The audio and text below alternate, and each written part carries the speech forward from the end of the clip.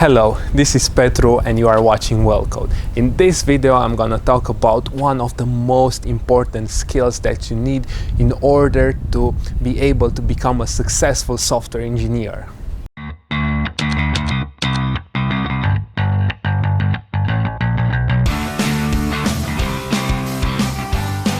There were a lot of times when I was learning how to write code, when I was just distracted, my mind just went away, started thinking about what I'm gonna eat for dinner, or about what are the new phones were just launched, what's the best gaming laptop I could ever get.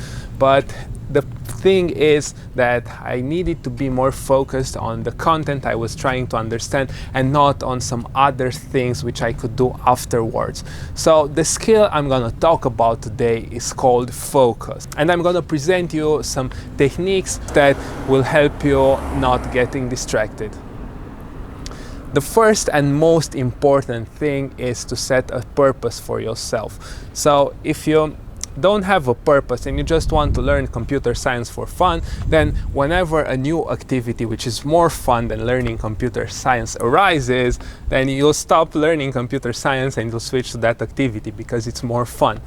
But if you have a purpose, let's say I want to learn computer science in order to earn a lot of money and buy myself something nice like a car or a nice cool gaming laptop, then you'll stay more focused. And whenever your mind starts wandering away and you're able to bring it back, you'll feel bad because you think that in the time that your mind was away, you could learn more and get closer from getting a nice, successful job as a software engineer. And there were a lot of studies conducted on this topic, and the conclusion was that the group of people who had the purpose and they needed to focus on the activity in order to accomplish their purpose were a lot more focused, and that helps a lot. The next important thing which will help you improve your focusing ability is sleep and nutrition. And I'm gonna make a comparison with cars. So if you put water in a car, please don't, but imagine that you'll put water in a car, it won't be able to start, it won't be able to drive you anywhere. So the same way is true with your body. If you don't eat at all, you won't be able to use your brain because the brain functions on the energy generated by your body, which does that because you eat. But if you eat a lot of junk food or you eat a lot of sugar, your mind will be all over the place because it doesn't have the right nutrients which helps it stay focused.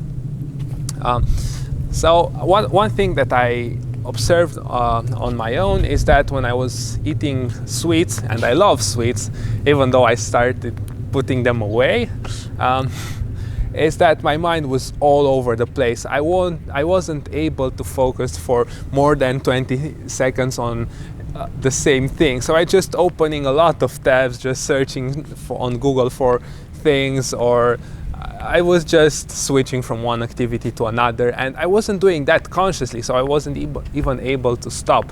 But after I quit eating sugar, that thing just went away. I didn't have that problem anymore. And another thing which provides your brain with energy is sleep.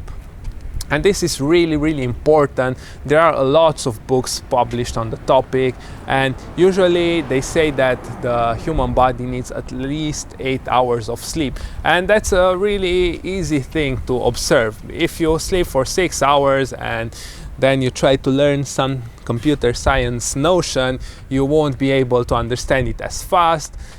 Even though you may think that you're focusing better because your mind is tired and it won't be able to switch from one thing to another, what you'll observe is that you will be a lot more slower. You'll understand things slower, and you can just look at the time and see that, oh, an hour passed and I just read through the first paragraph of the lesson.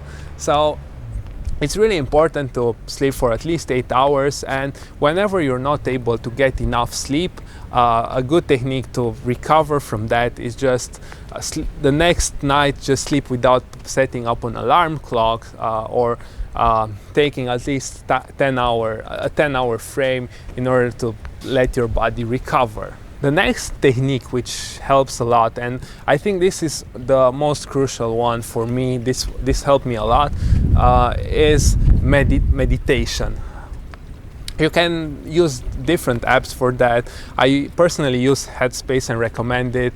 They didn't pay me to do this video. I just love it, and I did, I think, almost 600 consecutive days of meditation, and it helped me a lot. It helped me be aware of my thoughts, because my problem was, when I was in high school, I wasn't aware of what I was thinking. I was just being almost on autopilot, and what meditation did is take me out from that autopilot state and make me aware of every thought that I have, make me aware of what I was feeling. And because I was aware, the distracting thoughts just went away automatically without me doing anything. It was awesome. So you can download Headspace from Play Store, or you can just search on YouTube for meditation, and you'll be able to find things. And one thing that you need to keep in mind is that the results won't be overnight. So you will have to meditate for at least 1 month in order to be able to see some tangible results. Okay, so meditation was the first practical thing that you can do in order to improve your focus. And the next one is doing things which have a connection to logical thinking. I saw that when I was doing Sudoku puzzles, or when I was doing IQ tests, like when I was doing them constantly over a week or over a month, my focusing ability improved by a lot. I also did 1 year of math in college, like it was the maths major, and that also helped me tremendously. I observed that my mind is more focused, and also it's more in place. The thoughts are more organized, and whenever I was thinking about the problem, all my thoughts were just on point, and also they weren't that scattered. They were always going towards solving the problem.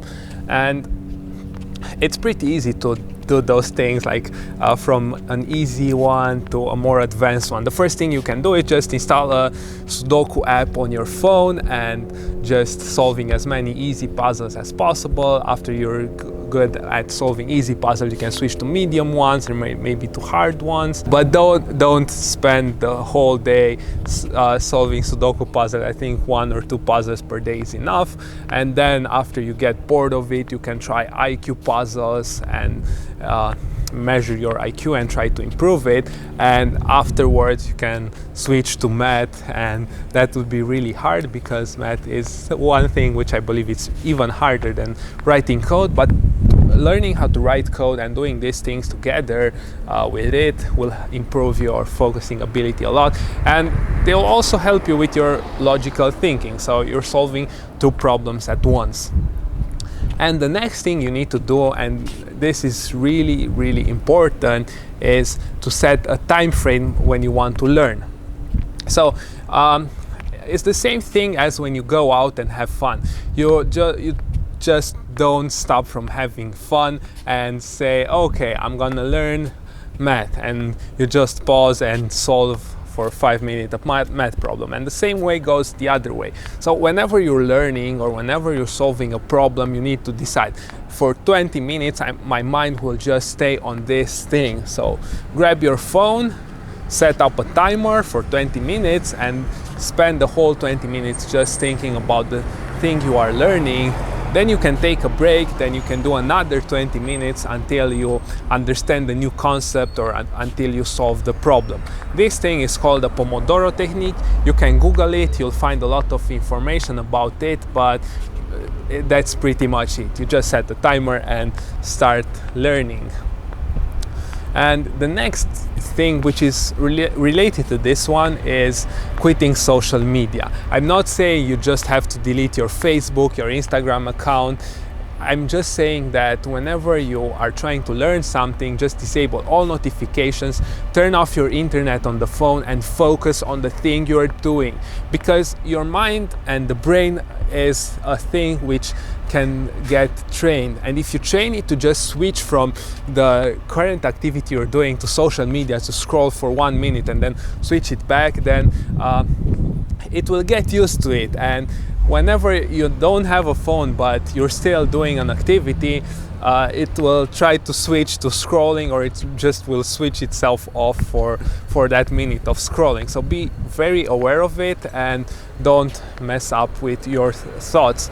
I'm not saying that scrolling or social media it's bad, it's just you need to keep them separated. So when you're learning, you're not using social media. When you're using social media, don't try to also learn. And one thing that I did, especially during my internships or during the times that I needed to do something on a deadline, I was just putting my phone on silent. I also turned off the vibrations. I put it in a backpack and I threw the backpack behind me, so I'm not able to even see the phone. I don't have it inside, because if I had it inside, I would just grab it, turn the internet on. I was thinking, okay, and now I'm gonna take a break, and then the break took a lot. And it's better for breaks, just go outside for a walk for 5 minutes, and then just go back to the activity that you were doing. And I'm so extreme about this thing because I was really troubled about my focus. I had times when I wasn't able to focus as good as possible. So please tell me, what are the techniques you're using in order to improve your focus? Don't forget to drop them in the comments, and let's start a discussion and share your techniques with the other people who are watching this video. So those were the techniques. All of them were applied by me and I've tested them. They helped me a lot. So if you like them, don't forget to apply them. And also, if you like this video and you think it helps you become a better person, don't forget to hit the like button, to subscribe to our channel in order to be up to date with every new video that we're gonna release. And if you have friends who have focusing problems, don't forget to send this video to them and tell them to start practicing and improving their focus.